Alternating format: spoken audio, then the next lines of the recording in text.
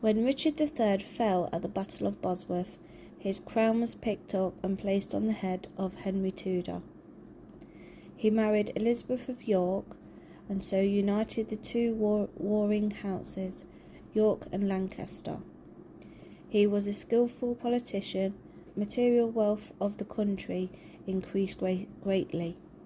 During Henry's rule, playing cards were invented, and the portrait of his wife Elizabeth has appeared 8 times on every pack of cards for nearly 500 years.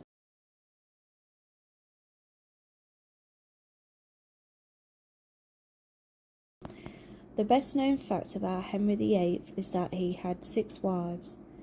Most school children learn the following rhyme to help them remember the fate of each wife: divorced, beheaded, died, divorced, beheaded, survived.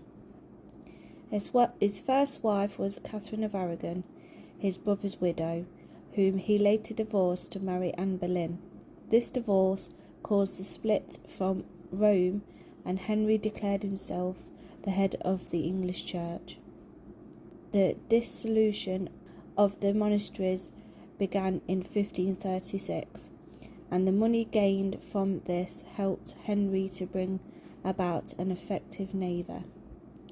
In an effort to have a son, Henry married 4 further wives, but only one son was born, to Jane Seymour. Henry had 2 daughters, both to become rulers of England: Mary, daughter of Catherine, and Elizabeth, daughter of Anne Boleyn. The son of Henry VIII and Jane Seymour, Edward was a sickly boy.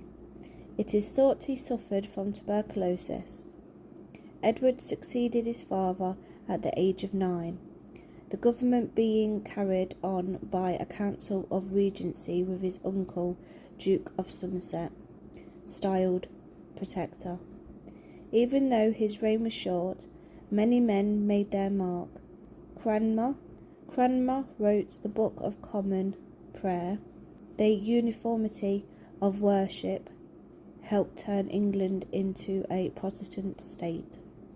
After Edward's death, there was a dispute over the succession.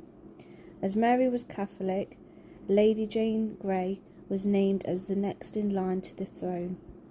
She was proclaimed Queen, but Mary entered London with her supporters, and Jane was taken to the Tower. She reigned for only 9 days, and she was executed in 1554, aged 17. Daughter of Henry VIII and Catherine of Aragon. A strong Catholic, she married Philip of Spain.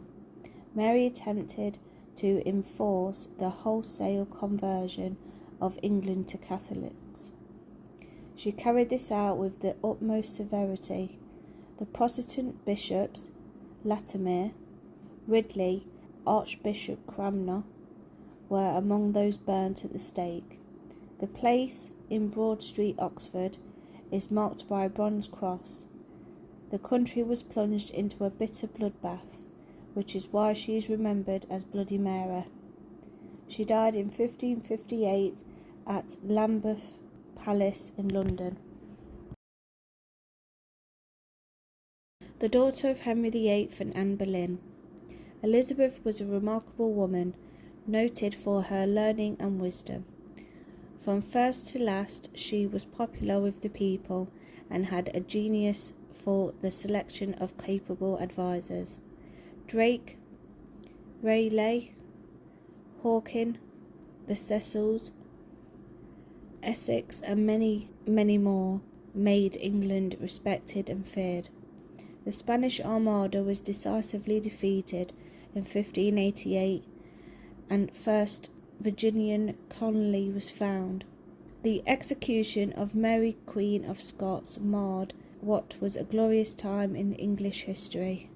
Shakespeare was also at the height of his popularity, and Elizabeth never married.